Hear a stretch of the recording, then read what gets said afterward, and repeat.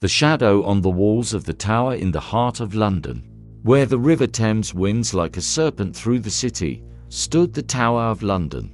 Its ancient stones bore witness to centuries of history, both glorious and grim. Legends whispered of ghosts that roamed its halls, and among them, one tale stood out, a tale of a shadow that danced upon the walls, a remnant of the bloodshed and betrayal that had stained the tower's history. It was a fog-laden night in late October when a group of tourists found themselves outside the tower. They were drawn by the allure of its dark past, eager to hear tales of treachery and execution. Among them was a young woman named Eliza, a history enthusiast with an insatiable curiosity about the macabre.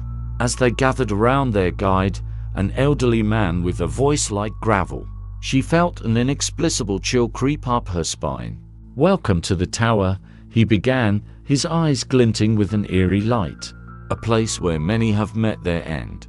But beware, for not all who died here have found peace.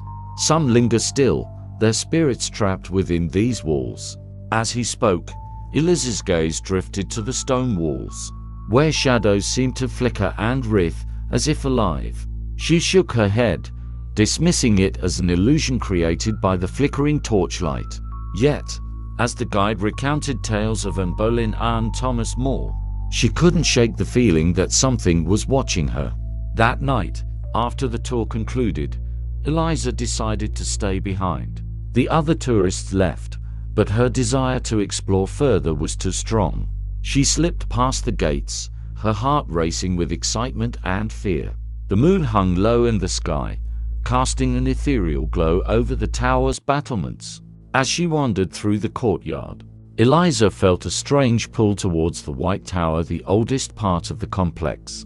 The air was thick with history, and she could almost hear the echoes of past lives whispering through the stones. She approached the entrance, its heavy wooden door creaking open as if inviting her in. Inside, the air was cool and damp. The flickering light from her phone illuminated the walls adorned with ancient weaponry and armor. As she explored deeper into the tower's bowels, she felt a sudden drop in temperature. A shiver ran down her spine, and she paused, sensing that she was not alone. Then she saw a shadow darting across the wall behind her. It was fleeting but unmistakable. She turned quickly, but there was nothing there. Her heart raced as she took a deep breath and pressed on. The further she ventured into the depths of the tower, the more palpable the darkness became. Suddenly, she heard a low whisper of voice that seemed to echo from nowhere and everywhere all at once. "Eliza," it called softly, sending chills through her body. She spun around, half expecting to see someone standing behind her, but there was only darkness. "Who's there?" she called out, trying to sound braver than she felt. The whisper came again, this time more insistent. Eliza, come closer. Against her better judgment, Eliza followed the sound deeper into the tower. The air grew colder still, and shadows danced along the walls as if mocking her courage. As she turned a corner, she stumbled into a small chamber, the infamous Bloody Tower. The room was sparse, with only a single window, allowing moonlight to spill across the cold stone floor. In that moment, Eliza felt an overwhelming sense of dread wash over her. The whispers grew louder, filling her mind with fragmented thoughts: betrayal, sorrow, vengeance. Suddenly, the shadow appeared again. This time more defined, a dark figure standing in the corner of the room. Eliza's breath caught in her throat as she tried to make sense of what she was seeing. The figure seemed to be cloaked in darkness itself, its features obscured, but its presence undeniably malevolent. "Why do you disturb me?" it hissed, its voice like ice scraping against stone. Eliza stepped back, her heart pounding furiously in her chest. "I didn't mean to intrude. I just wanted to learn more about this place." The shadow moved closer, its form shifting like smoke in the air. "This place is not for the living," it growled. "It is a prison for souls like mine, bound by blood and betrayal." Eliza's mind raced as she recalled the stories she'd heard, the executions, the conspiracies. the ghosts that haunted these very walls. "Who are you?" she asked, her voice trembling. "I am one of many," it replied cryptically. "A spirit trapped by my fate, one who suffered at the hands of those I trusted." As it spoke, images flooded Eliza's mind, visions of a woman in a flowing gown, tears streaming down her face as she pleaded for mercy, a man wielding a sword, with cold determination, and shadows gathering like vultures around a dying light. "You seek knowledge," the shadow continued, "but knowledge comes at a price." "What price?" Eliza asked cautiously. "You must bear witness to my story," it said ominously. "Only then will you understand what binds me here." Before Eliza could respond, the shadow surged forward, enveloping her in darkness. The world around her faded away as she was thrust into a vision, a scene from long ago, played out before her eyes. She found herself standing in a grand hall adorned with banners and candles flickering in ornate sconces. Nobles mingled and laughed, their voices echoing against the stone walls. But amidst the revelry was a tension that crackled in the air. Whispers of betrayal hung like fog.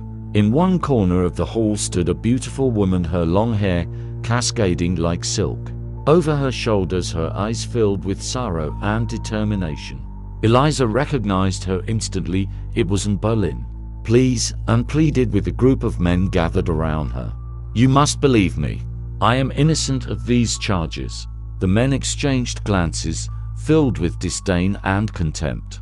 One stepped forward, a tall figure with piercing eyes that seemed to burn with ambition. "Your innocence means nothing now," he sneered. "The king has made his decision."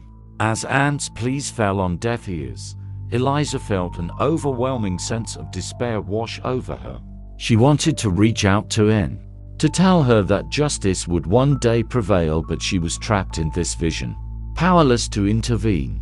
The scene shifted again. Now they were in a dimly lit chamber where Anne stood before a wooden block, a sword gleaming ominously beside it. The weight of inevitability hung heavy in the air as she closed her eyes, accepting her fate. "Remember me," Anne whispered as tears streamed down her face. With that final plea echoing in Eliza's mind, the vision shattered like glass, and she found herself back in the bloody tower, breathless and shaken. "You have seen what binds me," the shadow said softly as it coalesced before her once more. "Now you must choose. Will you help me find peace, or will you turn away and let my story fade into oblivion?" Eliza's heart raced as she considered her options. She had always been drawn to history, the stories behind each figure etched into time. But this was different. This was real, this was haunting. "I want to help you," she finally said, determination flooding through her veins despite her fear. The shadow seemed to relax slightly at her words. "Then listen closely," it whispered. "To free me from this torment, you must uncover the truth buried within these walls, the truth that has been hidden for centuries." And so began Eliza's descent into darkness, a journey through time, where every revelation brought her closer to understanding not only Anne's tragic fate, but also the countless souls trapped within the tower's stone embrace. As Eliza delved deeper into her research, over subsequent nights spent within the tower's confines, sneaking in under cover of darkness, and poring over ancient texts, she began to unravel threads of conspiracy that connected not only Anne Boleyn, but also other figures who had met untimely ends within these walls: Lady Jane Grey, Thomas Becket. Each discovery felt like a piece falling into place in an intricate puzzle crafted by betrayal and ambition throughout history. But as she unearthed more secrets, hidden letters tucked away in dusty corners, accounts from guards who had witnessed unspeakable horrors, the shadow grew increasingly restless. It whispered warnings of those who would seek to silence her, forces still lurking within these ancient stones that would do anything to keep their secrets buried forever. Eliza knew she had only scratched the surface. Every answer led to more questions, and with each revelation came an unsettling realization. Some truths were better left undiscovered, yet deep down inside her, burned an insatiable desire for justice, not just for Anne but for all those wronged by history's cruel hand, and so she pressed on, unwittingly awakening forces best left undisturbed as midnight approached on another foggy London night. A chill creeping through every crack in stone, Eliza stood before one final door, leading deeper into forgotten chambers, long sealed away from prying eyes. Little did she know what lay beyond would change everything, but would it set them free, or plunge them both into eternal darkness? To be continued. The shadow on the walls of the tower. The final revelation. Eliza stood before the heavy iron door, her heart pounding like a war drum. The air around her crackled with anticipation, and she could feel the presence of the shadow beside her, urging her to proceed. She hesitated for a moment, considering the weight of what she was about to uncover, but the thought of Anne Boleyn, of all the souls trapped within these walls, propelled her forward. With a deep breath, she pushed the door open. It creaked ominously, revealing a narrow staircase spiraling down into darkness. The scent of damp stone and decay filled her nostrils as she descended, the flickering light from her phone casting eerie shadows that danced along the walls. As she reached the bottom, Eliza found herself in a vast underground chamber. The air was thick with dust, and cobwebs hung like veils from the ceiling. In the center of the room stood an ancient altar, its surface covered in faded inscriptions that seemed to pulse with a life of their own. The shadow coalesced beside her, its form flickering with urgency. "This is where it began," it whispered, "the heart of the tower's darkness. Here lies the truth that binds us all." Eliza stepped closer to the altar, brushing her fingers over the worn stone. The inscriptions were in an archaic script she struggled to decipher, but one phrase stood out: blood for blood, truth for truth. A shiver ran down her spine as she realized the implications. "What does it mean?" she asked, glancing at the shadow. "It is a curse," it replied, its voice heavy with sorrow. "A pact made long ago by those who sought power at any cost, to silence the innocent.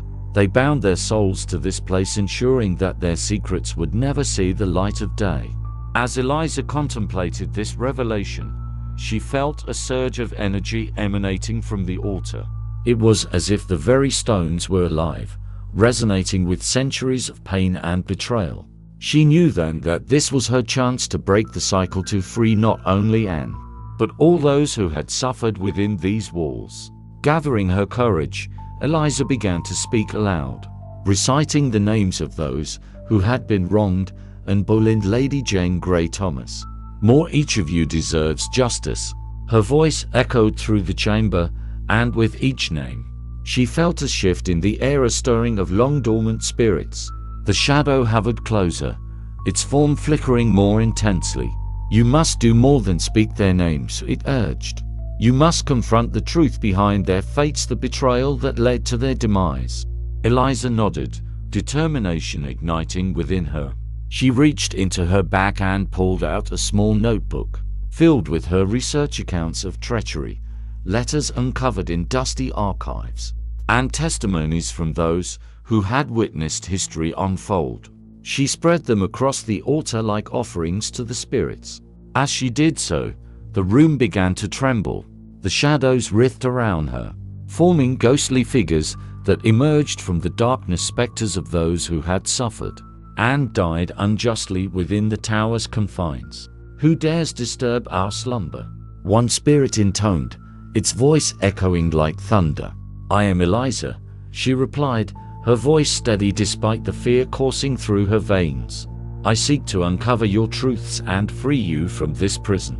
The spirits exchanged glances, uncertainty flickering in their ethereal forms. Then Anne Boleyn stepped forward, her visage radiant yet sorrowful.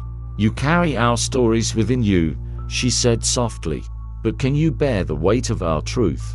"I will do whatever it takes," Eliza vowed. With a nod from Anne, a wave of energy surged through the chamber, and images flooded Eliza's mind, visions of betrayal and ambition, of power struggles that had led to wrongful executions.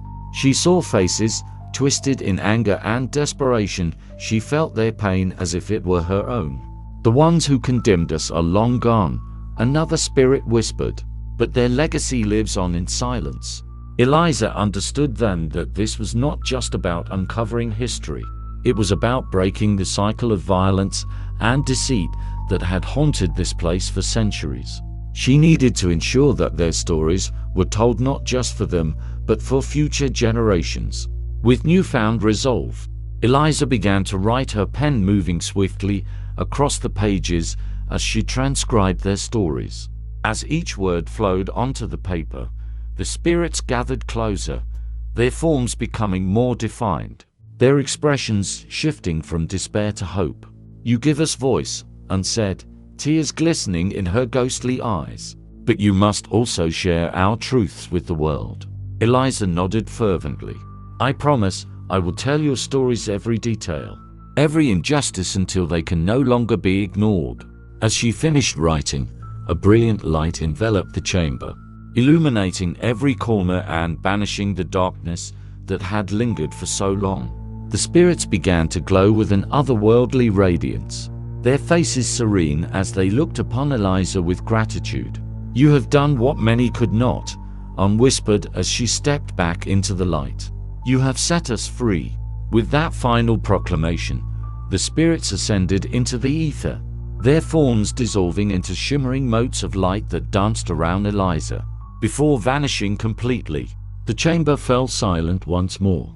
Eliza stood alone before the altar, tears streaming down her cheeks, not from sorrow, but from an overwhelming sense of peace.